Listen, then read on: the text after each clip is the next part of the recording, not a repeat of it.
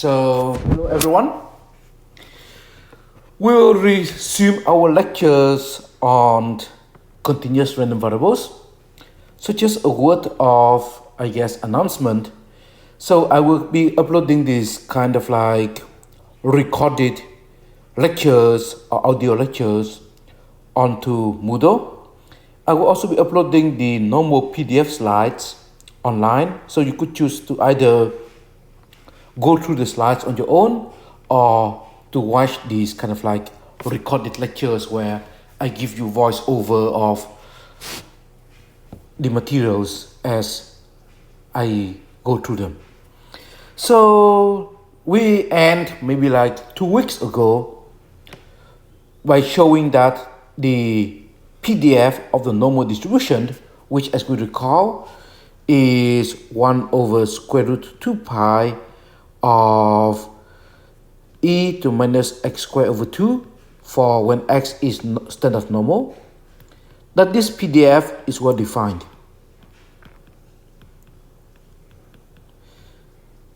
And by that, what we meant is that we want to show that the integral of the PDF is equal to 1. And this integration turns out to be doable via what is, I think, is a quite ingenious integral identity. So roughly speaking, we will show that the integral is equal to 1 by showing that this term, if you square it, will turn out to be 2 pi. And as you can see, you have square root 2 pi here, so the 2 pi kind of cancels out when you take the square root. So if you square this integral, we write it twice. The first time we used x, the second time we use y, and so that we can combine these two integrals into one via x squared plus y squared, both divided by 2. And then now we will use a transformation to polar coordinate. So this is a transformation to polar coordinates. And what that meant is that if we let x be r cos theta and y be r sine theta, then as you recall from your multivariable calculus class, dx dy is r dr d theta. And then furthermore, therefore, x squared plus y squared is just r squared.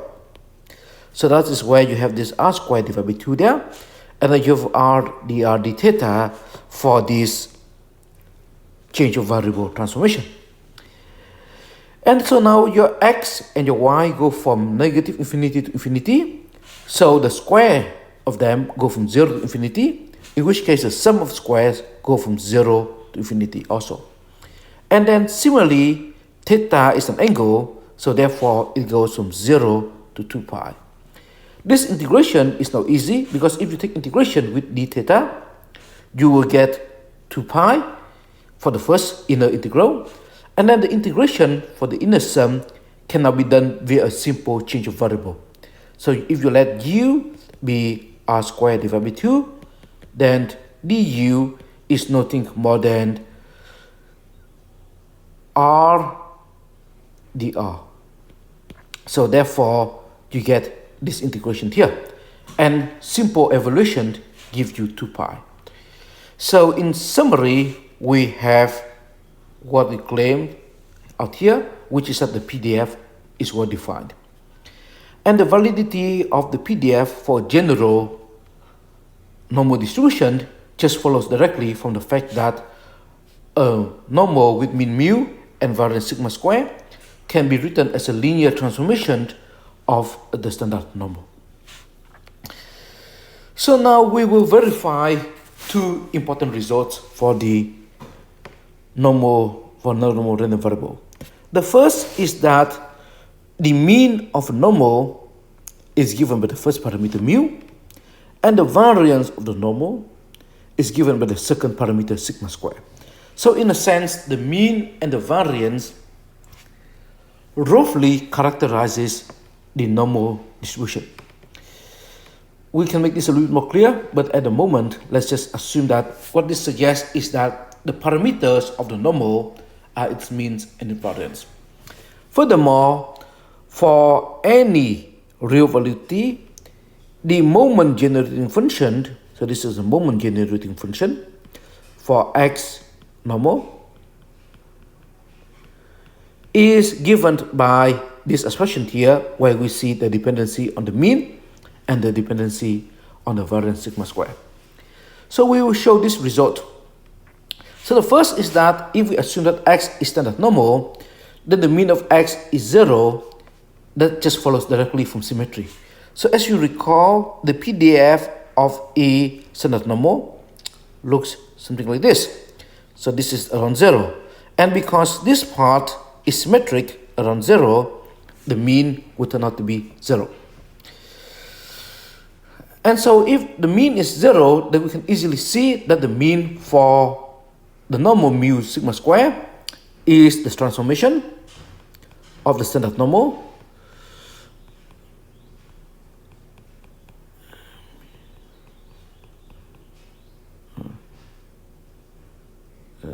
here implies that x is sigma times normal 0, 1 plus mu. That implies directly that the mean will be then be equal to mu in the case of the general normal distribution. The proof that the variance equal to 1 follows from integration by part. So the variance, we first compute the expected value x squared, that is this term here. And then now if we let integration by part, I just need to let, say, like u be equal to x, and then dv be equal to xe minus x squared divided by 2. Then du is nothing more than dx, and then v is minus xe minus x squared divided by 2. Or rather, minus dv is xe minus x squared by 2. So v is minus e minus x squared divided by 2. So this first term here is uv, and then this second term here is minus v du. The first term uv will be equal to 0, and that's just because this function goes to 0 very fast at infinity. So the fact is that the limit as x goes to infinity of xe minus x squared divided by 2 is equal to 0. So the exponential function decays to 0 very fast. And then for this second term, we recorded this is just the PDF, the integration of the PDF for a standard normal. So we see earlier that that is equal to 2 pi, so properly normalized, that's equal to 1.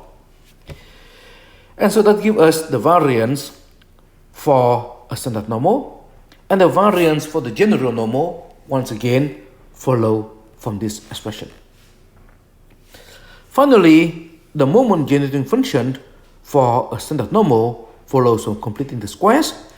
So if we take the moment generating function, that's the expected value of e to the power of tx, we can write it out as this form. And then now we could say, well, if we add and subtract minus t squared over 2, add and subtract, then that becomes this term here.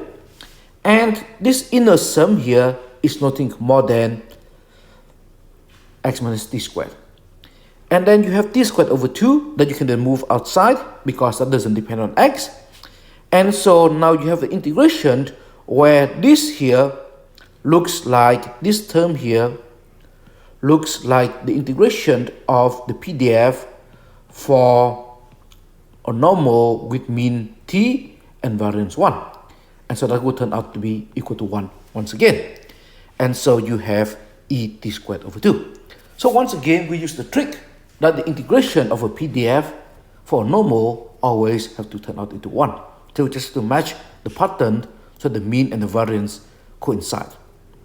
So finally, for the general normal, we can then just use once again the linear transformation of it as a transformation of the standard normal. And so what that meant is that the moment generating function is the moment generating function for the standard normal properly transformed. So t mu doesn't depend on x, so you can move it outside. And then the expected value of t sigma x, well, t sigma is just a new t. So t prime equal to t sigma. So that doesn't change expression. So we have t mu, this then becomes t prime square, so that's t sigma square, t square sigma square, and then divided by 2. So we have the expression for the moment generating function for a normal. And this form, I think, is quite elegant. So we will come back to the moment generating function for the standard normal, or for the normal random variable later. But for now, let's see another example. So one transformation of a normal random variable that is widely used in statistics and probability is what is known as the log normal random variable. So if we have x here, which is some normal random variable with mean mu and variance sigma square, then by taking y, which is the exponential of x, the random variable y is said to have the log normal distribution. So the naming here is maybe a little bit confusing, but what you should remember is that log normal just means that the logarithm is normal. So the logarithm of y is x, which is the normal. So if we now applied this one, which is the monotone transformation result,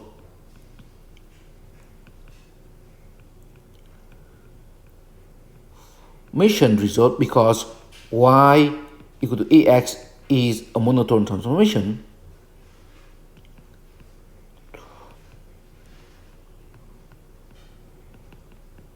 we can then derive the PDF for y in terms of the PDF for x,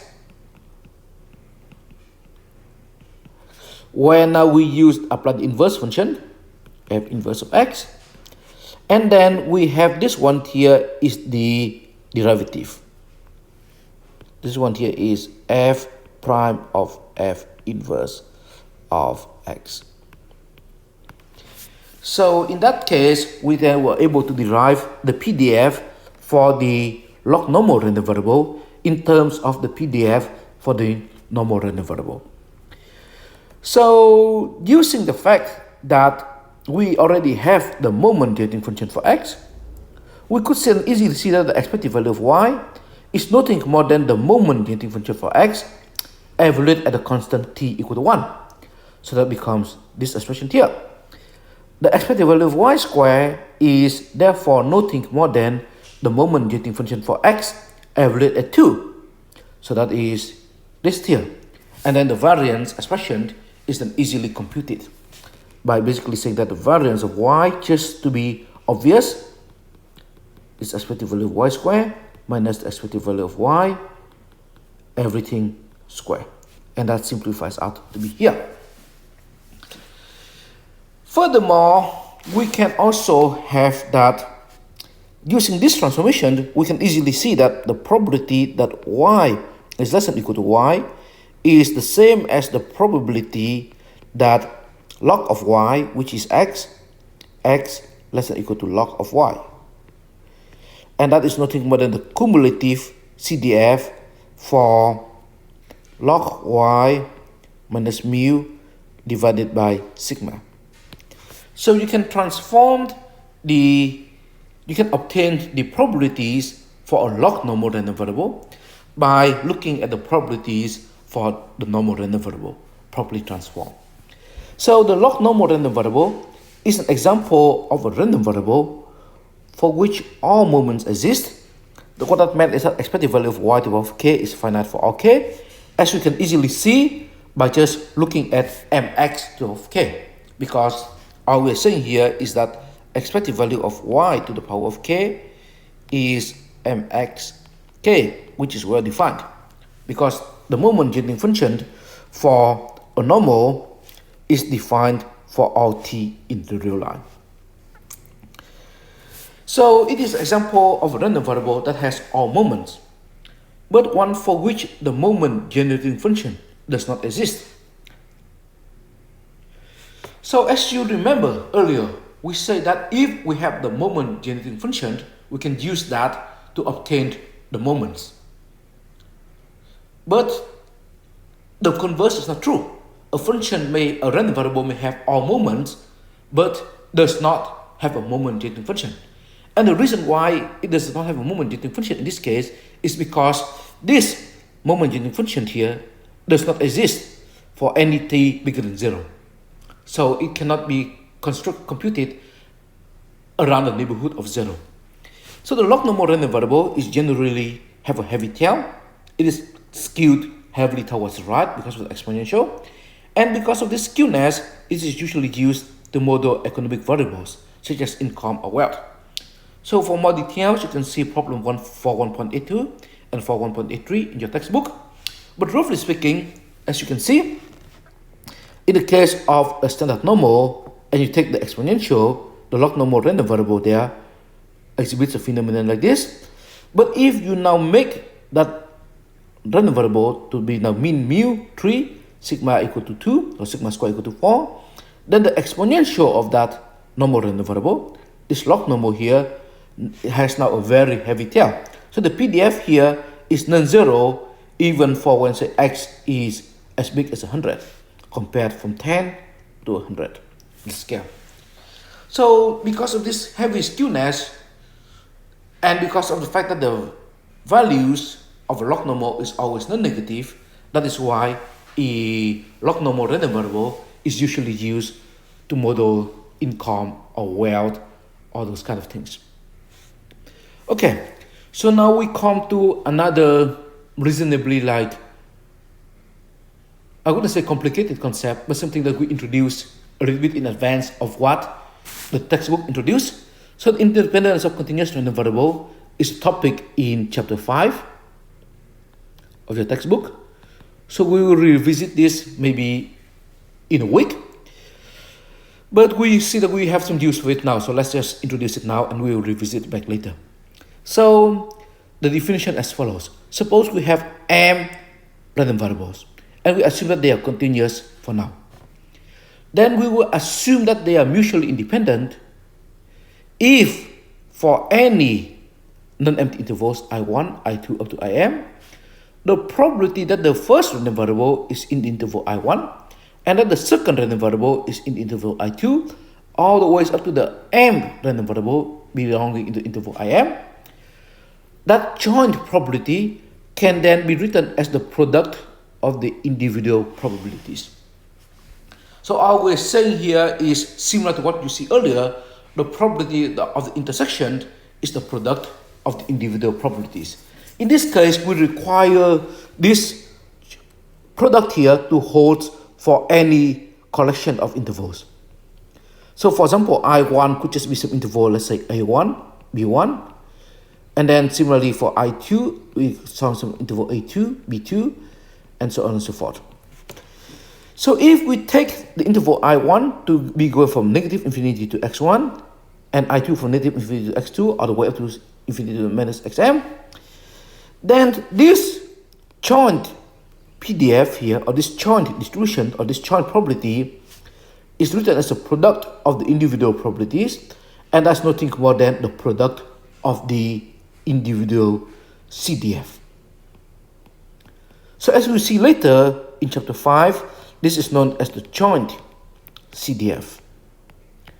So the joint CDF is just the cumulative distribution function for a collection of random variables. The probability that each of them is less than x1, x2, all the way to xn. So this condition here can be used to define independent random variables for any collection of random variables, whether they are discrete, whether they are continuous, or some are discrete and some are continuous. So if we have a CDF, the joint CDF, then in the case of a collection of continuous random variable, the joint CDF can be written as a multiple integrals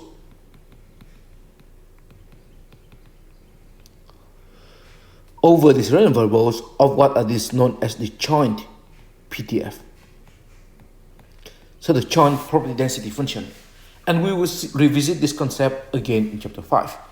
So in the case of a collections of continuous random variable, the joint cumulative distribution function can be written as multiple integrals of the joint probability density function.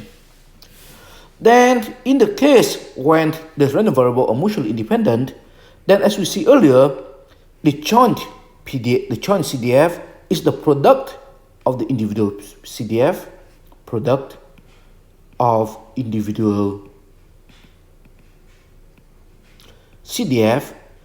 And so because of this individual CDF, you can rewrite this integral here.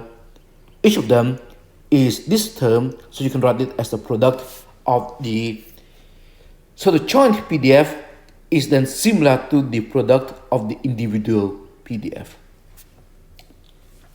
So in summary, a collection of random variables are mutually independent if the joint PDF is the product of the individual PDF for all collections of values x1, x2 up to xm in the sample space. So in the case of continuous random variables, we assume that the sample space are intervals of R. So the product is the interval of, or say like regions of R to the power of m.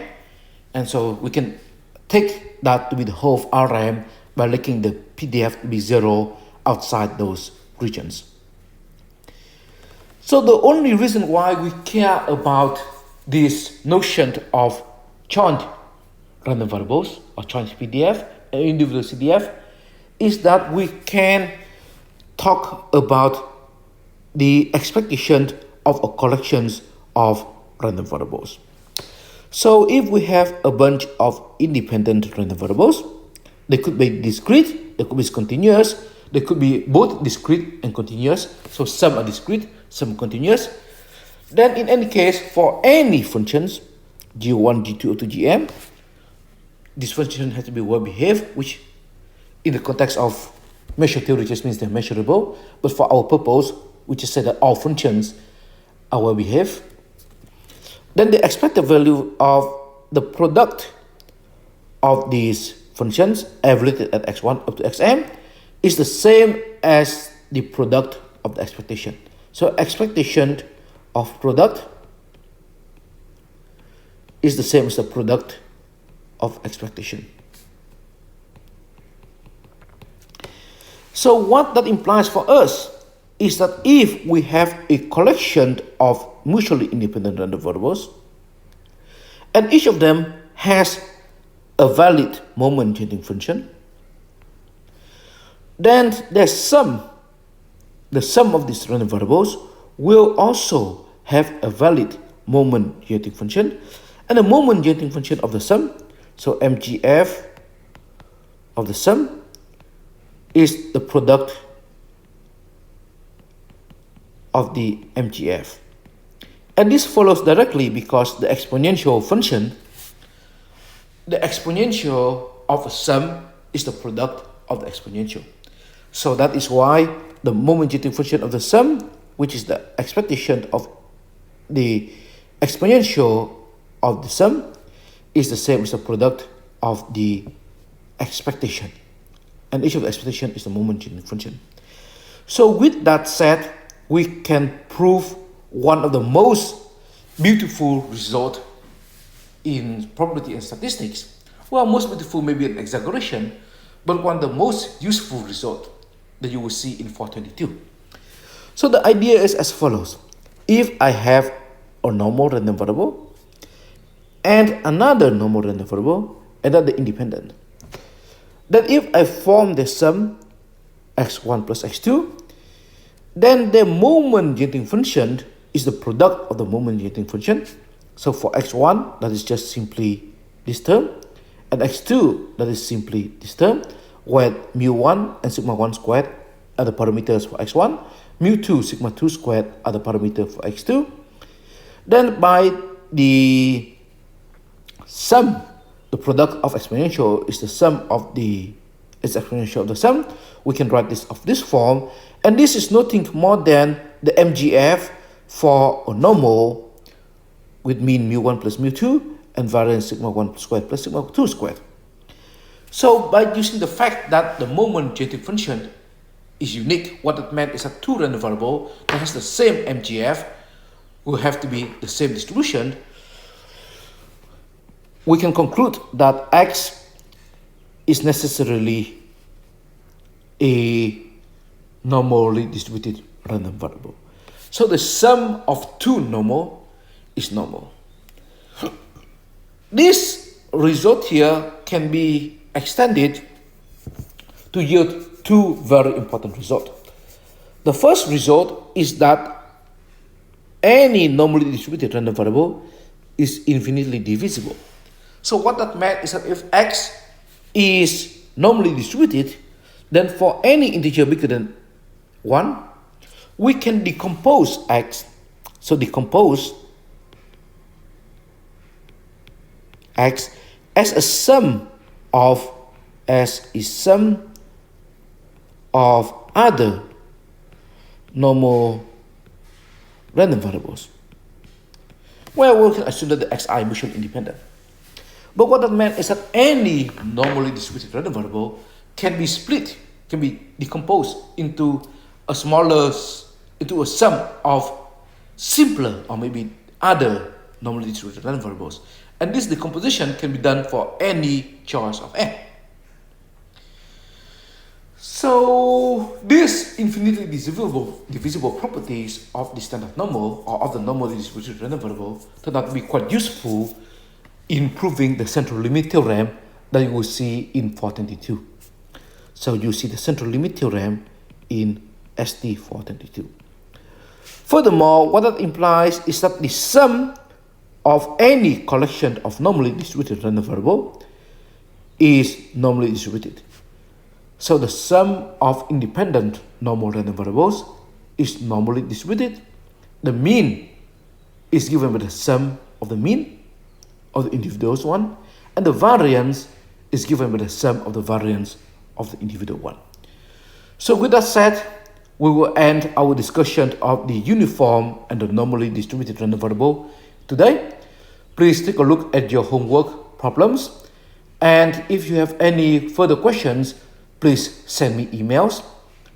Or if not, we could try to schedule say Google Hangout or Zoom meeting. So have a nice day, take care of yourself, and we will talk again in maybe a few days. Bye.